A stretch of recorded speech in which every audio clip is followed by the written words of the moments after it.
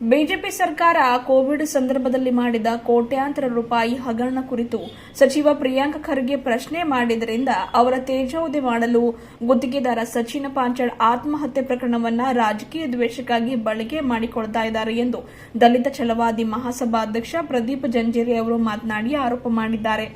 ಬೀದರ್ ನಗರದ ಜಿಲ್ಲಾ ಪತ್ರಿಕಾ ಭವನದಲ್ಲಿ ಕರೆದ ಸುದ್ದಿಗೋಷ್ಠಿ ಉದ್ದೇಶಿಸಿ ಮಾತನಾಡಿದ ಅವರು, ಬಿಜೆಪಿಗರು ಛಲವಾದಿ ನಾರಾಯಣಸ್ವಾಮಿ ಅವರನ್ನ ಕೇವಲ ಖರ್ಗೆ ಕುಟುಂಬವನ್ನ ಟಾರ್ಗೆಟ್ ಮಾಡಲೆಂದೇ ಬಳಸಿಕೊಳ್ತಾ ಇದ್ದಾರೆ. ಆದರೆ ನಾರಾಯಣಸ್ವಾಮಿ ನಿಜವಾದ ಛಲವಾದಿಯಲ್ಲ, ಅವರು ಚೌಧರಿಯಾಗಿದ್ದಾರೆ ಎಂದು ಪ್ರತಿಪಾದಿಸಿದರು. ಕೋವಿಡ್ ಹಗರಣದಲ್ಲಿ ಬಿಎಸ್ವೈ ಹೆಸರು ಕೇಳಿ ಬಂದಿರುವುದರಿಂದ ಸಚಿವ ಪ್ರಿಯಾಂಕ್ ಖರ್ಗೆ ಪ್ರಶ್ನೆ ಮಾಡಿದ್ದೇ ಇಷ್ಟೆಲ್ಲ ಅನಾಹುತಕ್ಕೆ ಕಾರಣವಾಗ್ತಾ ಇದೆ. ಬರೀ ಅಷ್ಟೇ ಅಲ್ಲದೆ ಸಚಿನ್ ಪಾಂಚಾಳ್ ಒಬ್ಬ ಗುತ್ತಿಗೆದಾರ ಹೌದೋ ಅಲ್ಲವೋ ಎಂಬುದು ಗುಪ್ತವಾಗಿದೆ. ಈಗಾಗಲೇ ಸಿಐಡಿ ತನಿಖೆ ಆಗ್ತಾ ಇದೆ. ಆದರೆ ಇದರ ಮೇಲೆ ನಂಬಿಕೆ ಇಲ್ಲದೆ ಸಿಬಿಐಗೆ ವಹಿಸು ಎನ್ನುವುದು ಎಷ್ಟು ಸೂಕ್ತ ಎಂದು ಪ್ರದೀಪ್ ಜಂಜೀರಿ ಅವರು ಪ್ರಶ್ನಿಸಿದರಷ್ಟೇ ಅಲ್ಲದೆ ಖರ್ಗೆ ಕುಟುಂಬದ ಆಶೀರ್ವಾದದಿಂದ ಎಲ್ಲಾ ರೀತಿಯ ಅಧಿಕಾರ ಅನುಭವಿಸಿದ ಛಲವಾದಿ ನಾರಾಯಣಸ್ವಾಮಿ ಅವರನ್ನೇ ಖರ್ಗೆ ಕುಟುಂಬದ ವಿರುದ್ಧ ಮಾತನಾಡಲೆಂದೇ ಬಳಸಿಕೊಳ್ತಾ ಇರೋದು ದುರಂತದ ಸಂಗತಿಯಾಗಿದೆ. ಒಟ್ಟಾರೆ ಕೋವಿಡ್ ಹಗರಣ ಮುಚ್ಚಿ ಹಾಕಲು ಪ್ರಿಯಾಂಕ್ ಹೆಸರು ಮುನ್ನೆಲೆಗೆ ತರುತ್ತಿರುವುದು ಖಂಡನೀಯವಾಗಿದೆ. ಒಟ್ಟಾರೆಯಾಗಿ ಈ ಒಂದು ಕೋವಿಡ್ ಹಗರಣವನ್ನ ಬಿಜೆಪಿಗರು ಮುಚ್ಚಿ ಹಾಕಲು ಪ್ರಿಯಾಂಕ್ ಖರ್ಗೆ ಅವರ ಹೆಸರು ಮುನ್ನೆಲೆಗೆ ತರ್ತಾ ಇರೋದು ಖಂಡನೀಯವಾಗಿದೆ. ಆಗಸ್ಟ್ 9ರಂದು ಬೀದರ್ ಬಂದ್ಗೆ ಕರೆ ನೀಡಿರುವುದಕ್ಕೆ ನಮ್ಮ ದಲಿತ ಛಲವಾದಿ ಮಹಾಸಭೆಯ ಸಂಪೂರ್ಣ ಬೆಂಬಲವಿದೆ ಎಂದು ಪ್ರದೀಪ್ ಜಂಜೀರಿ ಅವರು ಸುದ್ದಿಗೋಷ್ಠಿಯಲ್ಲಿ ಮಾತನಾಡಿ ತಿಳಿಸಿದರು. ಈ ಸುದ್ದಿಗೋಷ್ಠಿ ವೇಳೆ ಹಿಂದೂ ಒಕ್ಕೂಟದ ಜಿಲ್ಲಾಧ್ಯಕ್ಷ ತುಕಾರಾಮ ಚಿಮ್ಕೋಡಿ ಅವರು ಭಾಗಿಯಾಗಿದ್ದರು. ಭಾಲ್ಕಿ ತಾಲೂಕಿನ ಗುತ್ತೇದಾರರಾಗಿರತಕ್ಕಂಥ ದಿವಂಗತ ಶ್ರೀ ಸಚಿನ್ ಪಂಚಾಳ್ ಅವರ ಆತ್ಮಹತ್ಯೆ ಪ್ರಕರಣವನ್ನು ಕುರಿತು ಇವತ್ತಿನ ದಿವಸ ಪತ್ರಿಕಾ ಭವನದಲ್ಲಿ ಪತ್ರಿಕಾಗೋಷ್ಠಿಯನ್ನು ಛಲವಾದಿ ಮಹಾಸಭೆಯಿಂದ ತಮಗೆ ಆಹ್ವಾನ ನೀಡಿರತಕ್ಕಂಥ ಶ್ರೀ ಪ್ರದೀಪ್ ಜಂಜೀರಿ ಅವರ ನೇತೃತ್ವದಲ್ಲಿ ಇವತ್ತು ಪತ್ರಿಕಾಗೋಷ್ಠಿ ನಡೀತಾ ಇದೆ. ಎಲ್ಲ ಪತ್ರಿಕೆ ಬಾಂಧವರಿಗೂ, ಪ್ರಿಂಟ್ ಮೀಡಿಯಾ ಹಾಗೂ ಡಿಜಿಟಲ್ ಮೀಡಿಯಾ ಎಲ್ಲರಿಗೂ ತಮ್ಮೆಲ್ಲರಿಗೂ ಈ ಒಂದು ಪತ್ರಿಕಾಗೋಷ್ಠಿಗೆ ಹಾರ್ದಿಕ ಸ್ವಾಗತವನ್ನು ಬಯಸ್ತೇನೆ. ಈ ಒಂದು ಪ್ರಕರಣವನ್ನು ಕುರಿತು ಮಾನ್ಯ ಶ್ರೀ ಪ್ರಿಯಾಂಕ್ ಖರ್ಗೆ ಅವರ ವಿರುದ್ಧ ಅವಹೇಳನಕಾರಿ ಬಿಜೆಪಿಯವರ ಒಂದು ಅವಹೇಳನಕಾರಿ ಒಂದು ಕುರಿತು ಶ್ರೀ ಪ್ರದೀಪ್ ಜಂಜೀರಿ ಅವರು ಅಧ್ಯಕ್ಷರು ಛಲವಾದಿ ಮಹಾಸಭಾ ಅವರು ಪತ್ರಿಕಾಗೋಷ್ಠಿ ನಡೆಸಿಕೊಡ್ತಾರೆ. ಬೀದರ್ ಜಿಲ್ಲೆಯ ಭಾಲ್ಕಿ ತಾಲೂಕಿನ ಕಟ್ಟಿತ್ತು ಗ್ರಾಮದ ಗುತ್ತಿಗೆದಾರಂತ ಸಚಿನ್ ಪಾಂಚಾಳ್ ಅವರಿನ ಆತ್ಮಹತ್ಯೆ ಪ್ರಕರಣವನ್ನು ಬಿಜೆಪಿದವರು ಅದಕ್ಕೊಂದು ಸಿಸ್ಟಮೆಟಿಕ್ಕಾಗಿ ಒಂದು ಪ್ಲ್ಯಾನ್ ಮಾಡ್ಕೊಂಡು ಪ್ರಿಯಾಂಕ್ ಖರ್ಗೆ ಅವರಿಗೆ ರಾಜೀನಾಮೆ ಕೇಳ್ತಾ ಇದ್ದಾರೆ ಮತ್ತು ಭಾಳಷ್ಟು ಆರೋಪಗಳು ಮಾಡ್ತಾ ಇದ್ದಾರೆ ಪ್ರಿಯಾಂಕ್ ಖರ್ಗೆ ಅವ್ರ ಮೇಲೆ. ಈ ಆರೋಪಗಳು ಯಾವುದೂ ನಿರಾಧಾರಿತವಾಗಿಲ್ಲ, ಎಲ್ಲ ಸುಳ್ಳು. ಯಾಕಂದ್ರೆ ಸಚಿನ್ ಗುತ್ತೇದಾರಿಗ ಮತ್ತು ಪ್ರಿಯಾಂಕ್ ಆಪ್ತ ಅಂತಂದ್ರೆ ಇವತ್ತು ಭಾಳಷ್ಟು ಮಂದಿ ಅವರಿಗೆ ಅವ್ರ ಜೊತೆ ಹೇಳ್ಕೊಂಡು ತಿರುಗಾಡ್ತಾರೆ. ರಾಜು ಕಪ್ನವ್ರು ಅಂತಕೊಂಡು ಆ ಆಪ್ತಂದು ಹೆಸರು ಅದ ಹೊರತಾಗಿ ಎಲ್ಲೂ ಕೂಡ ಪ್ರಿಯಾಂಕ್ ಖರ್ಗೆ ನೇರವಾಗಿ ಹೆಸರು ಎಲ್ಲೂ ಸ್ಪಷ್ಟತೆ ಇಲ್ಲ ಅದರೊಳಗೆ.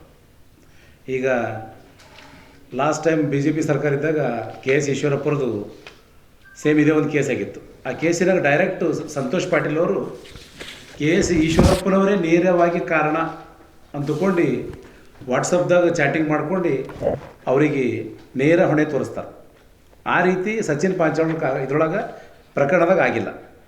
ಏನಾಗ್ತದೆ ಮಿತ್ರರೇ ಅಂದ್ರೆ ಇವೆಲ್ಲ ಯಾಕಾಗ್ತದಂದ್ರೆ ಮೊಟ್ಟ ಮೊದಲನೇ 187 ಕೋಟಿ ವಸೂಲಿ ಕೋವಿಡ್ ಪ್ರಕರಣ ಬರ್ತದೆ ಪ್ರಜಾವಾಣಿದಾಗ.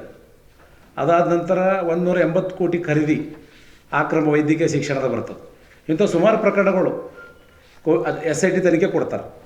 ಒಟ್ಟು ಮ್ಯಾಗ ಪ್ರಿಯಾಂಕ್ ಖರ್ಗೆ ಅವರು ಒಂದು ಸ್ಟೇಟ್ಮೆಂಟ್ ಏನು ಕೊಡ್ತಾರಂದ್ರೆ ಛಲವಾದಿ ನಾರಾಯಣಸ್ವಾಮಿ, ಆ್ಯಕ್ಚುಲಿ ಛಲವಾದಿನೇ ಅಲ್ಲವ, ಅವ ಚೌಧರಿ ಅನ್ನವ. ಮಲ್ಲಿಕಾರ್ಜುನ್ ಖರ್ಗೆ ಅವ್ರದ್ದು ಟೀಮಿನ ಗುರುತಿಸ್ಕೊಂಡು ಸುಮಾರು ಖಾತೆಗಳು, ಸುಮಾರು ನಾಮಿನೇಟ್ಗಳು, ಸುಮಾರು ನಿಗಮ ಅಧ್ಯಕ್ಷರೆಲ್ಲ ಮಾಡ್ಕೊಂಡು ಆಮೇಲೆ ಅವ್ರಿಗೆ ದ್ರೋಹ ಬಗ್ದು BJP ಸೇರ್ಕೋತಾನೆ. ಅವನಿಂದ ಒಂದು 1994 ಎಲೆಕ್ಷನ್ ನಿಂತಾಗ MLA ಎಲೆಕ್ಷನ್ ನಿಂತಾಗ ಕೇವಲ 2387 ಓಟ್ ತೊಗೋತಾರೆ. ಠೇವಣಿ ಸುತ್ತ ಕಳ್ಕೊಂಡ್ರು ಅವರು. ಅಂಥ ಒಂದು ಮನುಷ್ಯ BJP ಕರ್ಕೊಂಡು ಹೋಗಿ ಕೇವಲ ಖರ್ಗೆಯವರು ಕುಟುಂಬ ವಿರುದ್ಧ ಮಾತಾಡ್ಲಕ್ಕೆ ಕೇವಲ ಖರ್ಗೆಯವ್ರ ಕುಟುಂಬ ವಿರುದ್ಧ ಮಾತಾಡಲಿಕ್ಕೆ ಅವನಿಗೆ MLC ಮಾಡಿ ಉಪಸಭಾಪತಿ ಮಾಡ್ತಾರೆ. ಆ್ಯಕ್ಚುಲಿ ಛಲವಾದಿ ಅಂತ ಹೇಳಿ ತಿರುಗಾಡ್ತಾನ, ಎಲ್ಲೂ ಕೂಡ ಛಲವಾದಿ ಇಲ್ಲವ. ಅವ ಆ್ಯಕ್ಚುಲಿ ಚೌಧರಿ. ಮತ್ತು ಎಲೆಕ್ಷನ್ ನಿಂತಾಗ 1994ದಾಗ ಟಿ ನಾರಾಯಣಸ್ವಾಮಿ ಅಂತೇಳಿ ನಾಮಿನೇಷನ್ ಪತ್ರ ಹಾಕ್ತಾನವ. ಮತ್ತೊಂದೇನಪ್ಪ ಅಂದ್ರೆ, ಈಗ ಇವು ತನಿಖೆಗಳು ಯಾವ ಮೀಡಿಯಾದಾಗೂ ಕೂಡ ತೋರಿಸಲ್ಲ. ಕೋಟ್ಯಾಂತರ ರೂಪಾಯಿ ಕೋವಿಡ್ದಾಗ ಜನ ಕಣ್ಣೀರು ಹಾಕ್ತಾ ಇದ್ದಾಗ BJPದವರು ಸುಮಾರು ಸಾವಿರಾರು ಕೋಟಿ ಗಟ್ಟಲೆ ಲೂಟಿ ಮಾಡಿದ್ದು ತನಿಖೆ ಆಗ್ತದ, ಆಯೋಗ ಕುಂದಿರ್ತದ. ಆಯೋಗ ಕುಂದ್ರೆ BS ಯಡಿಯೂರಪ್ಪ ಮತ್ತು ಶ್ರೀರಾಮುಲುನ ಹೆಸರು ಬರ್ತದ, ಸುಮಾರು BJPದವ್ರು ಬರ್ತದೆ. ಅದು ತಪ್ಪಿಸ್ಲಕ್ಕ BJPದವ್ರಿಗೆ ಸಚಿನ್ ಪ್ರಕರಣ ಕೈದ ತಗೋತಾರೆ. ಅದು ಬಿಟ್ಟರೆ ಉದ್ದೇಶ ಏನಿಲ್ಲ. ಸಚಿನ್ ಪಂಚಾಳಿಗೆ ನ್ಯಾಯ ಸಿಗಬೇಕು, ಸಚಿನ್ ಪಂಚಾಳಿಗೆ ಅನ್ಯಾಯ ಆಗ್ಯದ ಅಂಥದ್ದು ಏನಿಲ್ಲ. ಕೇವಲ ಪ್ರಿಯಾಂಕ್ ಖರ್ಗೆ ಇವೆಲ್ಲ ತನಿಖೆಗಳು ಆಗ್ಬೇಕಂತಕೊಂಡು ಪಟ್ಟು ಹಿಡ್ದು ಭಾಳ ಖಡಾಖಂಡಿತವಾಗಿ ರಾಜಾರೋಷವಾಗಿ ಪ್ರಶ್ನೆಗಳು ಕೇಳ್ತಾರೆ BJPದವ್ರಿಗೆ. ಆ ಪ್ರಶ್ನೆ ಕೇಳೋ ಸಲುವಾಗಿ ರಾಜ್ಯದ ಜನರಿಗೆ ಕಣ್ಣು ತಪ್ಪಿಸ್ಲಕ್ಕ, ಇಡೀ ನಮ್ಮ ರಾಜ್ಯದ ಜನರಿಗೆ ಕಣ್ಣು ತಪ್ಪಿಸ್ಲಕ್ಕ BJP ಮುಖಂಡರುಗಳು ಸಚಿನ್ ಪಾಂಚಾಳ್ ಅವರ ಪ್ರಕರಣ ಕೈಗೆತ್ಕೊಂಡು ರಾಜ್ಯದ ಜನರಿಗೆ ದಿಪ್ಪು ತಗ್ಸೋಂಥ ಕೆಲಸ ಮಾಡ್ತಾಯಿದ್ದಾರೆ. ಅದು ಬಿಟ್ಟರೆ ಏನೂ ಇಲ್ಲ. ಮತ್ತೊಂದು ಇವು ಏನು ಛಲವಾದಿ ನಾರಾಯಣಸ್ವಾಮಿ ಅಂತ ಏನು ಹೇಳ್ಕೊಂಡು ತಿರ್ಗಾಡ್ತಾನ, ಅವನಿಗೊಂದು ನೇರ ಒಂದು ಮಾತಾಡ್ತೀನಿ ನಾನು ಇವತ್ತು ನಮ್ಮ ವೇದಿಕೆ ಮುಖಾಂತರ.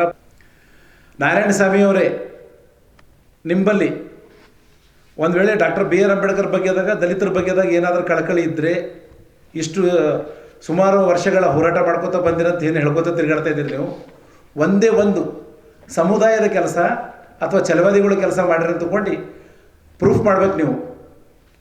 ಸುಮ್ಮನೆ ಮಲ್ಲಿಕಾರ್ಜುನ್ ಖರ್ಗೆರಿಗೆ ಬೈಯೋದ್ರಲಿಂದ ನಿಮಗೆ ಒಂದು ವೇದಿಕೆ ಸಿಗ್ತದ, ಬೈಯರ್ಲಿಂದ ನನಗೆ ಎಲ್ಲ BJPದವ್ರ ಜೊತೆ ತೊಗೊಂಡು ತಿರುಗಾಡ್ಲತ್ತಾರ ಅಂತ ಹೇಳ್ತಾ ಇದ್ರಲ್ಲ ನೀವು. ಇದು ಮಾಡ್ತಾ ಇರೋದು ಎಲ್ಲಕ್ಕ ದೊಡ್ಡ ತಪ್ಪು. ಈ ವೇದಿಕೆ ಮುಖಾಂತರ ಹೇಳಕ್ಕೆ ನಾನು ನಿಮ್ಗೊಂದು ಚಾಲೆಂಜ್ ಮಾಡ್ತೀನಿ. ನೀವು ಏನಾದರೂ ಛಲವಾದಿ ಅಂತ ಏನು ತಿಳ್ಕೊಂಡು ಜಾತಿ ಹೆಸರು ಮುಂದಿಟ್ಕೊಂಡು ಏನು ತಿರುಗಾಡಿ ನೀವು ಇಷ್ಟೊತ್ತನೇನು ಮಂದಿಗೆಲ್ಲ ಹುಚ್ಚು ಮೋಸ ಮಾಡ್ಕೊತಾ ಬಂದಿರಿ. ನೀವು ಆ್ಯಕ್ಚುಲಿ ಛಲವಾದಿನೇ ಅಲ್ಲ, ನೀವು ಆ್ಯಕ್ಚುಲಿ ಚೌಧರಿ ಇದ್ದೀರಿ ನೀವು. ಇನ್ನು ನಿಮ್ಮ ಬಗ್ಗೆದ ನಾವು ಇನ್ನೂ ಸಾಕಷ್ಟು ಇನ್ನೂ ಸ್ಟಾರ್ಟ್ ಮಾಡಿದೆವು. ಎಲ್ಲ ಸಿಕ್ಕಾಗ ನಾವು ಭೀ ತೋರಿಸ್ತೇವೆ ನಾವು ಏನಿದ್ದೀವಿ ಅಂತ ಹೇಳಿ. ಓಕೆ, ಮತ್ತೇನಾರ ಕೇಳಿದ್ರೆ ಕೇಳ್ರಿ. ಹೆಸರು ಬಂದದಲ್ಲ ರೀ, ಯಡಿಯೂರಪ್ಪರ ಹೆಸರು ಬಂದದ, ಶ್ರೀರಾಮುಲು ಹೆಸರು ಬಂದದ. ಪೋಕ್ಸೆ ಕಾಯ್ದದಾಗ ಅವ್ರು ಇನ್ನೂ ಜಾಮೀನು ಮೇಲೆ ತಿರುಗಾಡ್ತಾರೆ ಯಡಿಯೂರಪ್ಪರು. ಅವ್ರಿಗೆ ಭೀ ಜೈಲಿಗೆ ಹಾಕ್ರಿ ಅಂತ ಕುಂತಾರೆ ಪ್ರಿಯಾಂಕ್ ಖರ್ಗೆ ಅವರು. ಅದು ತಪ್ಪಿಸ್ಲಾಕ ಇವರೆಲ್ಲ ಇದು ಸಚಿನ್ ಪ್ರಕರಣ ಕೈದತ್ತು ನೋಡ್ರ. ಎಲ್ಲೂ ನೀರೇ ಇಲ್ಲ. ಆಲ್ರೆಡಿ ಈಗ ಸರ್ಕಾರ CID ತನಿಖೆ ಮಾಡ್ತಾ ಇದೆ. ಆ ತನಿಖೆ ಮೇಲೆ ಅವ್ರ ನಂಬಿಕೆ ಅದ.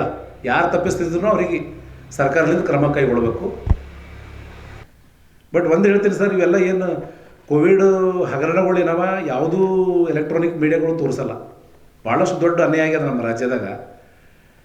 ಸಚಿನ್ ಪ್ರಕರಣದಾಗ ನೋಡ್ರಿ ಒಂದು ಸಣ್ಣ ಸಿಂಪಲ್ ಒಂದು ಮಾತು ಹೇಳ್ತೀನಿ ಇವಾಗ. ಅದನ್ನೂ ಲೆಟ್ರ್ ಅದ, ನಮ್ಮದು KS ಈಶ್ವರಪ್ಪರದ್ದು ಅದ ಲೆಟ್ರ್. ವಾಟ್ಸಪ್ ಚಾಟಿಂಗ್ ಮಾಡಿ ಲಾಸ್ಟಿಗೆ ಇದ್ರೊಳಗೆ ಮಾಡ್ತಾರೆ. ಇದ್ರೊಳಗೆ ನೇರವಾಗಿ ಆರೋಪ ಮಾಡ್ತಾರೆ. ಹಂಗೆ ಸಚಿನ್ಗಿನ ಆರೋಪ ಮಾಡಿದ್ರೆ ತೋರಿಸ್ರಿ ಅಂತ ಇದೀವಿ ನಾವು. ಖಾಲಿ ಪ್ರಿಯಾಂಕ್ ಖರ್ಗೆ ಆಪ್ತ ಕಪ್ಪಲೂರಮ್ಮ ಕಡೆ ಪ್ರಿಯಾಂಕ್ ತಂದು ಹೇಳ್ತಿರೋದ್ರೆ ಏನರ್ಥ ಅದು?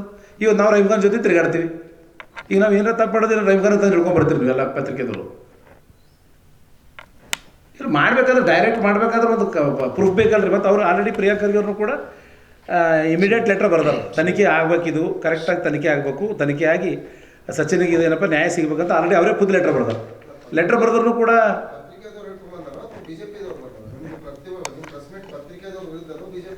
BJP ವಿರೋಧ ಸರ್. ಈಗ ಸರ್ CID ತನಿಖೆ ಆಗ್ಬೇಕಂತ ಪ್ರಿಯಾಂಕ್ ಅವ್ರ ಪತ್ರನೂ ಬರ್ತಾರೆ. ಪತ್ರನೂ ಬರೆದ್ರು ಮತ್ತೆ ಇವರು ನಮ್ಮ ರಾಜೀನಾಮೆ ಕೊಡ್ರಿ ಅಂತ ಅರ್ಥ ಏನು ಸರ್?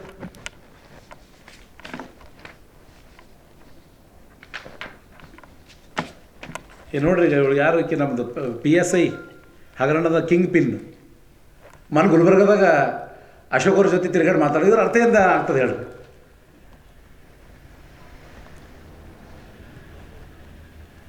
ಇದ್ರ ಅರ್ಥ ಏನದ ಹೇಳ್ರಿ? BJPದವ್ರು ತೋರಿಸ್ಬೇಕಲ್ಲ. ಅವರು ಜೈಲಿಗೆ ಹೋಗಿ ಬಂದಾಳಕ್ಕೆ, ಇನ್ನು ಈಕೆ ಮ್ಯಾಗ ಇನ್ಕ್ವೈರಿ ನಡ್ಲತ್ತದ, ಜಾಮೀನು ಮ್ಯಾಗ ಬಂದಾಳ, ಮನೆ ಪ್ರತಿಭಟನೆ ರ್ಯಾಲಿದಾಗ ಅವಳ ಜೊತೆ ಇರ್ತಾಳೆ.